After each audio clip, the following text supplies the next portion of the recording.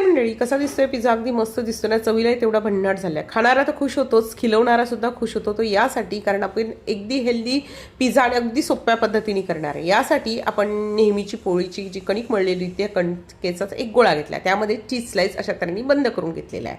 आता याची पोळी लाटून घ्यायची आहे आणि ही पोळी लाटली की त्यानंतर आपण यावर काय करायचे, काट्याच्या साह्याने टोचे देऊन द्यायचे. ते यासाठी की आपली पोळी जी आहे ना ती फुगायला नको, म्हणजे आपला जो पिझ्झाचा बेस आहे तो फुगायला नको.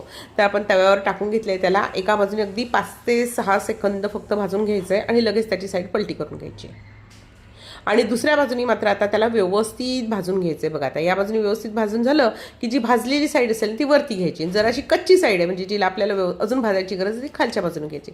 वरती लावायचं आहे आपण टोमॅटो सॉस, चिली सॉस, तुमच्याकडे शेजवान चटणी असेल शेजवान चटणी लावू शकता किंवा तुमच्याकडे पिझ्झा सॉस असेल तो सुद्धा लावू शकता. वरती घातले आपण मोझरेला चीज, त्याबरोबर स्लाइस चीज घातले, पनीरचे काही पीसेस घातलेले आहेत. त्यावर ना थोडंसं मी मीठ आणि तिखट घालून घेतलेलं होतं. वरतून घालायचं आपल्याला मिक्स हर्ब घातलेले आणि चिली फ्लेक्ससुद्धा घातले. आता हा तव्यावर घातला की वरतून मस्त झाकण ठेवायचं आहे आणि मंद गॅसवर मस्त चीज मेल्ट होऊ द्यायचं आहे की मस्त पिझ्झा आपला तयार.